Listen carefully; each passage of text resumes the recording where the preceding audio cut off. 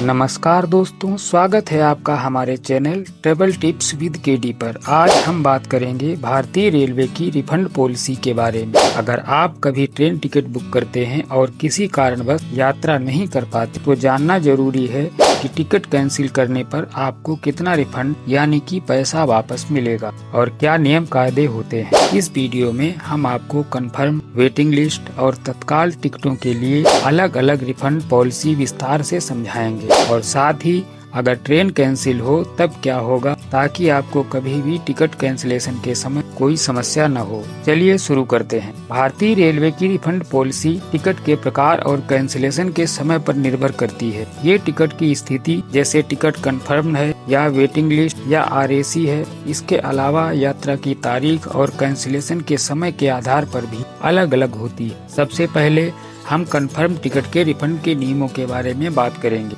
जैसे कि आपकी टिकट कंफर्म है, आप उसे कैंसिल कराना चाहते हैं। ऐसी स्थिति में अगर ट्रेन के निर्धारित डिपार्चर टाइम से 48 घंटे या उससे पहले टिकट कैंसिल किया जाता है तो बेस फेयर का एक निश्चित चार्ज काटा जाता है। ये चार्ज क्लास के हिसाब से तय होता है। AC फर्स्ट क्लास के लिए 240 रूपए, सेकेंड AC क्लास के लिए 200 रूपए, AC 3 टियर और AC चेयर कार के लिए 180 रूपए, स्लीपर क्लास के लिए 120 रूपए, सेकेंड क्लास यानी कि जनरल कोच के लिए 60 रूपए काट कर बाकी पूरा पैसा रिफंड हो जाता है। 12 से 48 घंटे के बीच कैंसिल करने पर बेस फेयर का 25% काटा जाएगा। 4 से 12 घंटे के बीच कैंसिल करने पर बेस फेयर का 50% काटा जाएगा। अगर टिकट को ट्रेन के प्रस्थान के समय से 4 घंटे पहले तक कैंसिल नहीं किया जाता तो कोई रिफंड नहीं मिलेगा। अब बात करते हैं वेटिंग लिस्ट और RAC टिकट के बारे में। अगर वेटिंग लिस्ट या RAC टिकट को चार्ट बनने से पहले कैंसिल किया जाता है तो रिजर्वेशन चार्ज काटने के बाद पूरा रिफंड मिलता है, यानी कि जो टिकट का बेस फेयर है वह वापस कर दिया जाता है। चार्ट बनने के बाद वेटिंग लिस्ट या RAC टिकट कैंसिल करने पर कोई रिफंड नहीं दिया जाएगा। अब आपको तत्काल टिकट कैंसिलेशन पॉलिसी समझाते हैं। अगर तत्काल टिकट कंफर्म हो चुकी है तो कैंसिल करने पर कोई रिफंड नहीं मिलेगा, यानी कि तत्काल टिकट कभी भी कैंसिल करने पर कोई पैसा वापस नहीं मिलेगा। अगर टिकट वेटिंग लिस्ट में है और इसे कैंसिल किया जाता है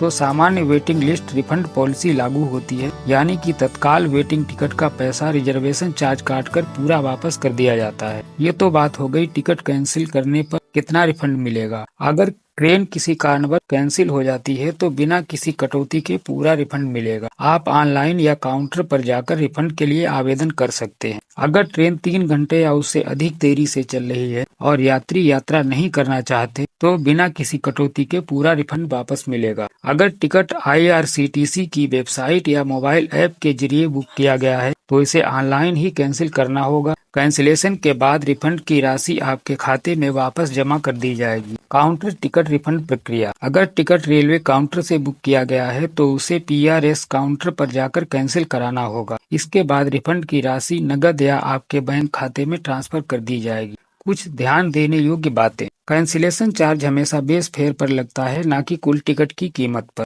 IRCTC service charge non refundable होता है, यानी कि टिकट बुक करते समय जो चार्जेज लगते हैं उनको छोड़कर बेस फेयर से कटौती की जाती। विशेष ट्रेनें और ब्लॉक बुकिंग के लिए अलग रिफंड नियम हो सकते हैं। तो दोस्तों, ये थी भारतीय रेलवे की रिफंड नीति की पूरी जानकारी। उम्मीद है इस वीडियो से आपको अपने टिकट कैंसिलेशन से जुड़ी सभी जानकारियां मिल गई होंगी। अगर आपको ये वीडियो पसंद आया है तो इसे लाइक और शेयर करें और हमारे चैनल को सब्सक्राइब करना ना भूलें, ताकि आपको ऐसी ही जानकारी मिलती रहे। किसी और विषय पर जानकारी चाहिए तो नीचे दिए गए कमेंट में लिखें। धन्यवाद। शुभ यात्रा।